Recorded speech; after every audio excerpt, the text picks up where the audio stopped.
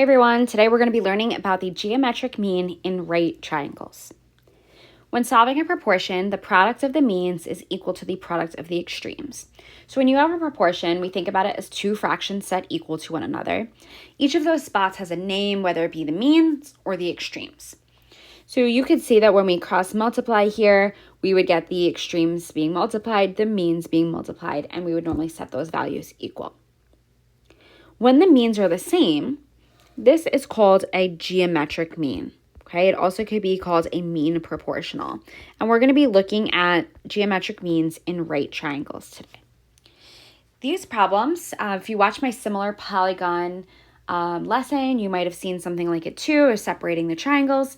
But these can be a little tricky to separate because there's actually 3 triangles in the picture. So let me just show you. Here's a triangle, and I'm highlighting in blue. Here's one that I'm highlighting in pink, and then here's the big one I'm highlighting in green. If we wanted to solve for these, all these triangles are similar, by the way, but if we wanted to solve for a missing side, what we would have to do is separate the triangles, rotate them a little bit so that the corresponding sides are in the same location so we can determine what side should be placed in the proportion where. But there are some nice shortcuts here that we could use, and that's what we're going to be talking about in this video today. So in the diagram above, triangle ABC is similar to triangle ADB, which is similar to triangle CDA. Remember, similar triangles have corresponding sides that are proportional. The shortcuts we are going to use, they're still using proportions, it just means we don't have to separate the triangles, are called HLLS and SAAS. So HLLS is HLLS, and SAAS is SAAS. These are 2 acronyms we can use to help us set up proportions in these problems. So sometimes we're going to use HLLS, and we'll learn through this video today how do you pick which one to use. HLLS, H stands for hypotenuse, then leg, and segment. And you're going to use the segment closest to the leg, okay? This is always going to have the same value, so the means are the same. Remember, that's why it's called geometric mean. Or we could have a problem where we have to use SAAS, and the altitude is the geometric mean. So in this case, notice this star here says use each segment once.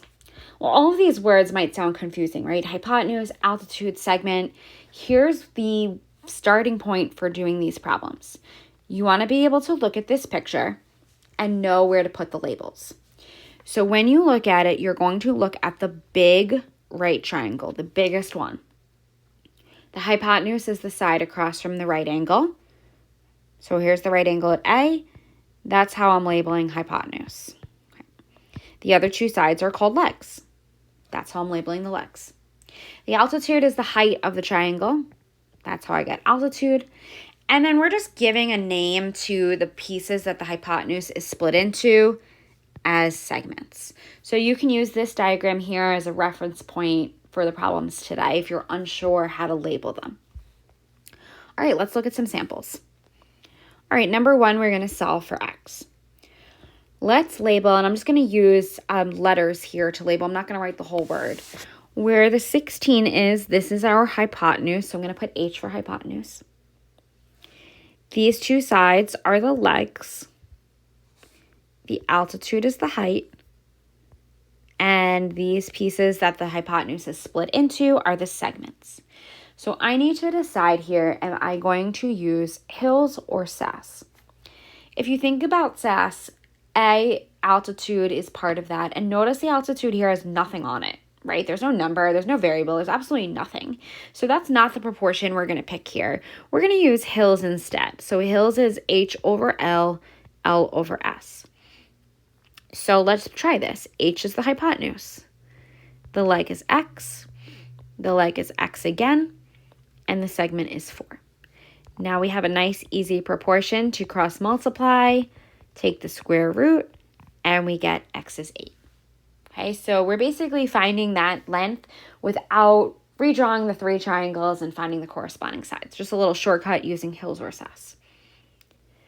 All right, number 2. We're going to solve for x in simplest radical form. All right, let's start by labeling our pieces. So here's the hypotenuse, legs, altitude, one segment, other segment. Notice the difference in this problem. The legs are blank. We don't know anything about them. However, the altitude is not blank anymore, right? It has a variable on it. The segments are not blank. We know both of them. So I'm going to use SAAS here.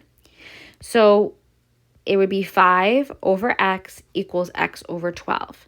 If you notice on the previous page, we put a little asterisk that said use each segment once. So you're going to use the 5 once and the 12 once. It does not matter which one you put in which spot. All right, let's cross multiply. So I get x squared equals 60. When I take the square root, I'm going to get x equals radical 60. And this one says just put it in simplest radical form. So I'm going to think about a perfect square that goes into 60. I can think of 4. And 15 would be its missing factor. And so x comes out to be 2 radical 15. Okay, number 3. In right triangle JKL, altitude KM is drawn. If LM is 2, KM is 4, find the length of MJ. This should look very similar to the last problem, just the variable is not on KM anymore, it's on MJ. This is another SAAS problem. So segment over altitude, altitude over segment. So 2 over 4 equals 4 over x. Cross multiply, get 2x equals 16, and x is 8. Number 4, in right triangle ABC, altitude BD is drawn. If CA is 20, I'm going to use big bracket there. DA is 4, find the length of CB.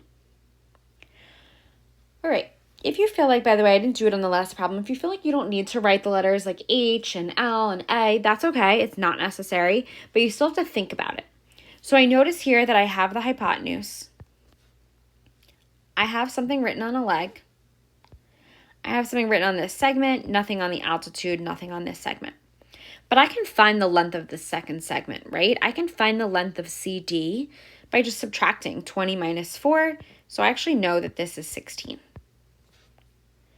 Since I have the hypotenuse and I'm looking for a leg starts with L, I'm going to use Hills here. So 20 over x equals x over 16. And you might be saying, well, why am I not using the 4?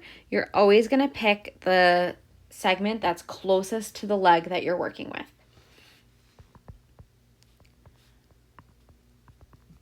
All right, we have x squared equals 320.